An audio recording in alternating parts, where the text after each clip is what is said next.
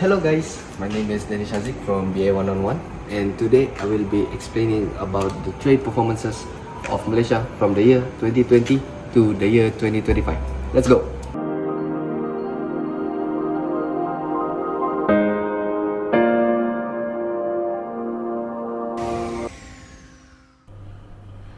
Malaysia's trade rose 18.2% year-on-year in April 2025 to 261.94 billion ringgit, marking the 16th straight month of growth and the highest monthly value since August 2022.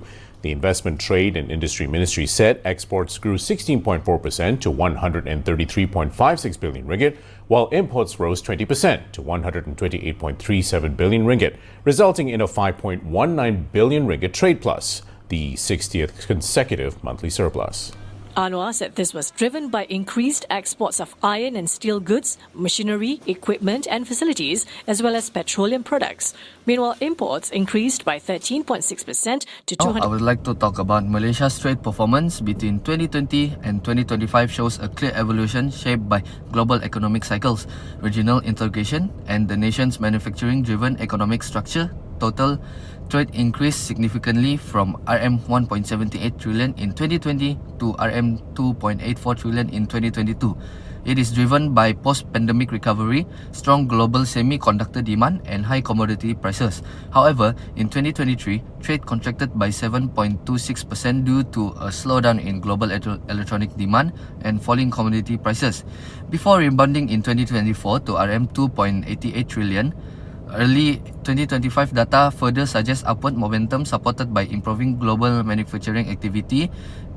These fluctuations demonstrate Malaysia's sensitivity to global economic conditions, especially the electronic cycle, given the country's reliance on E&E products as its primary export engine.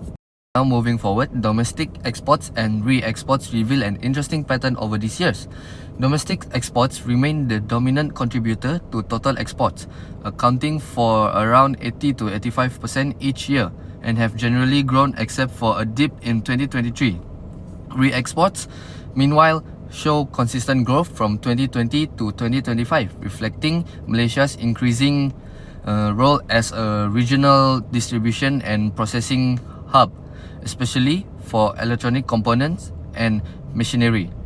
This expansion in re-exports suggests deeper participation in global value chains, which is GVCs, further reinforced by Malaysia's strong logistics linkages and trade openness.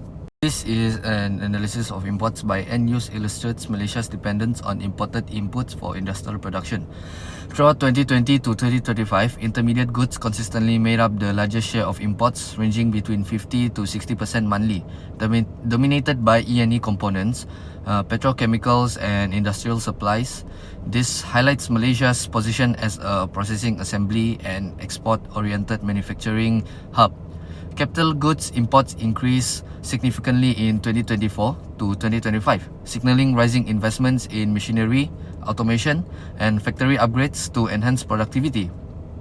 Meanwhile, consumption goods showed a mild upward trend, indicating growing domestic demand but also reliance on imported food and consumer products. This continued import dependence underscores the need for strengthening local supply chains. In 2025, Malaysia's export structure is led overwhelmingly by the electrical and electronic sector, totaling RM 512.1 billion. This sector alone accounts for more than 40% of total exports and remains the backbone of Malaysia's economy. Other major contributors including petroleum products, palm oil and palm-based agriculture, machinery and equipment, and chemicals. These sectors collectively support Malaysia's manufacturing contribution to GDP, which typically hovers around 24 to 26%. Their performance directly impacts economic growth, employment, and industrial development. On the import side for 2025, E&E products again formed the largest category at RM 406.5 billion, reflecting Malaysia's heavy reliance on imported components for processing and assembly.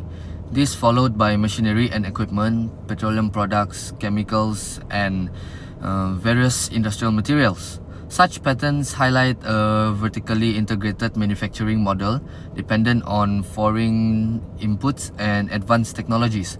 While this supports export strength, it also exposes Malaysia to global supply chain disruptions and price volatility.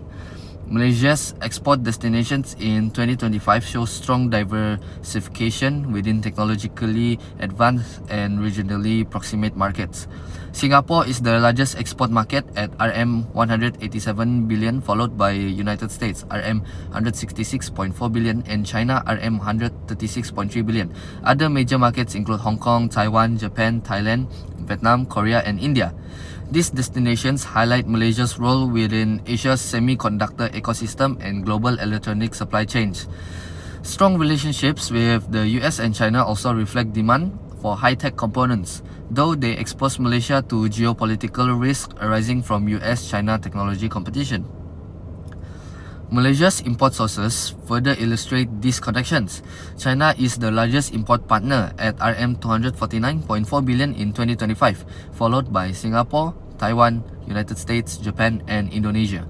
Malaysia relies heavily on China for intermediate goods and industrial materials, while Taiwan and Korea supply advanced semiconductor components. This confirms that Malaysian industries remain deeply embedded in East Asian production networks. However, such dependency also increases vulnerability to external shocks such as supply disruptions, geopolitical tensions, and fluctuating input costs. Now let's talk about trade relations with Asian FTA partners remain robust from 2020 to 2025. Total trade with ASEAN rose from RM 447.9 billion in 2020 to RM 770.8 billion in 2020 before stabilizing at RM 720 to RM 764 billion between 2023 and 2024. Early 2025 data shows RM 575.9 billion, suggesting stable performance despite global uncertainties. Asian market thus remain crucial for Malaysia, offering tariff reductions, simplified rules of origin, supply chain integration, and access to fast-growing economies. These regional ties help cushion Malaysia against fluctuations in Western demand. Across all data points, several clear patterns emerge among them. First is E&E products dominate both exports and imports, making Malaysia highly exposed to the global semiconductor cycle. Second, Malaysia's reliance on imported intermediate goods highlights the need for deeper local industrial development. Third, re-exports have grown steadily, indicating Malaysia's rising role as a distribution hub. Anomalies such as the trade contraction in 2023 and the rapid rise in capital goods imports in 2024 to 2025 reflect changing global conditions and domestic modernization efforts. Overall, the exports and import sectors demonstrate progressive sophistication with increasing emphasis on technology, machinery and value-added production. Looking forward to the next 5 years, 2026 to 2030, Malaysia's trade performance is expected to experience moderate but steady growth. Demand for semiconductors, renewable energy components, EV-related products and advanced machinery will likely expand Malaysia's export base. At the same time, deeper integration into RCEP and Asian markets will strengthen regional connectivity and reduce trade barriers. However, external risks such as geopolitical conflicts, global economic cycles, and shifts in global supply chains remain significant. Malaysia will need to enhance its domestic capacities to move towards more sophisticated and higher value-added production. To ensure stronger trade performance, Malaysia should implement several strategic recommendations. First, enhancing domestic value-added industries is essential. This can be achieved by expanding local semiconductor fabrication, strengthening chemical and industrial materials production, and improving local vendor development. Second, Malaysia should diversify export markets and product offerings, especially into renewable energy technology, aerospace components, medical devices, and digital services. Third, Supply chain resilience must be strengthened by improving domestic production of key inputs, adopting automation and enhancing digital infrastructure. Fourth, Malaysia should maximize the benefits of Asian and other FTAs by simplifying compliance procedures and investing in cross-border logistics. Lastly, reducing regional disparities through targeted state-level industrial development, especially in Sabah, Sarawak, and Northern Corridor states, would contribute to more balanced economic growth.